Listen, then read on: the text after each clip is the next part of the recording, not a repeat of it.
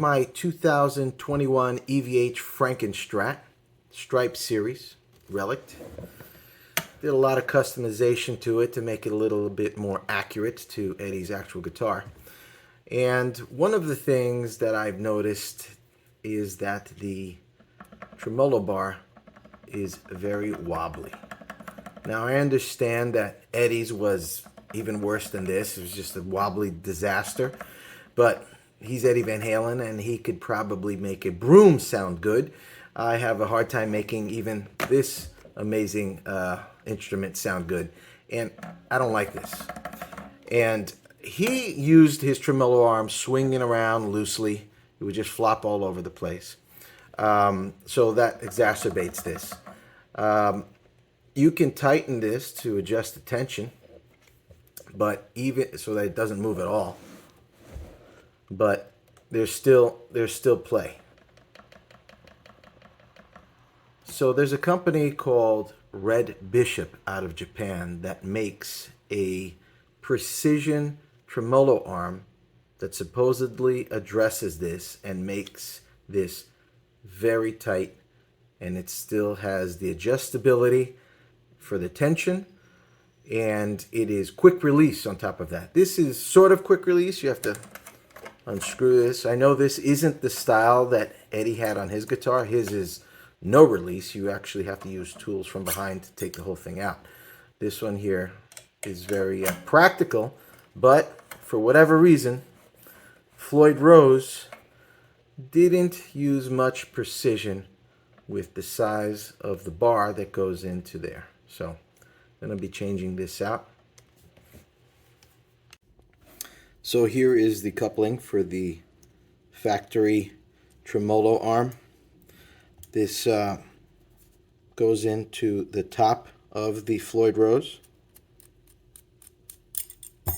right here. This goes in from behind, and there's a little 3mm hex screw.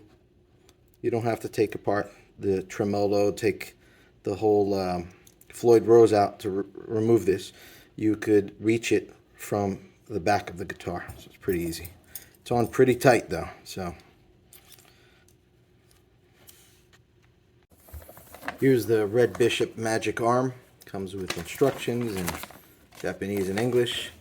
Comes with two small 11mm wrenches. And here's the actual apparatus. This quick releases. I guess has to be mounted in order to do so. Again, I'm not going to take out the whole Floyd Rose. I'm just going to use a deep socket 11mm wrench to tighten this down.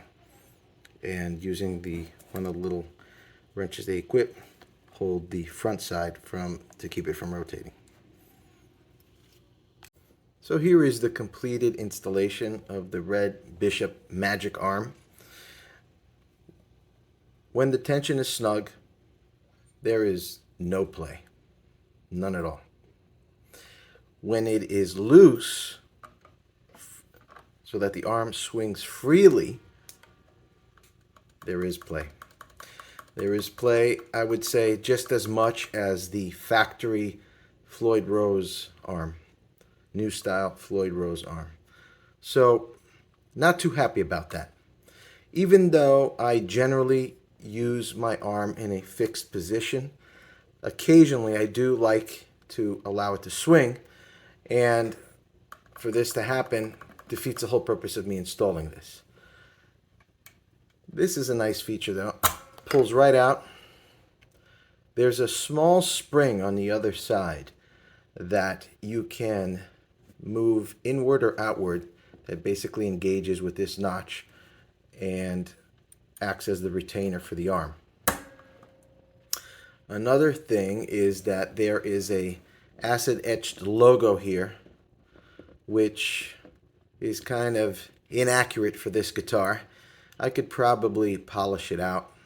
I don't know if I'm going to do anything to the finish of this just yet because I'm not entirely sure I'm going to keep it.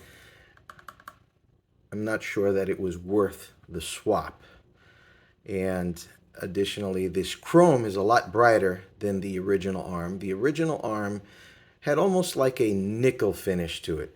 I think they call it antiqued chrome, which I could probably replicate, but again, I'm not going to be changing anything just yet until I'm sure I'm going to keep this, because they basically sell this on the fact that it does not have any play. And as you can see here, when it is loose to swing, there is some play, and it's not even swinging that freely.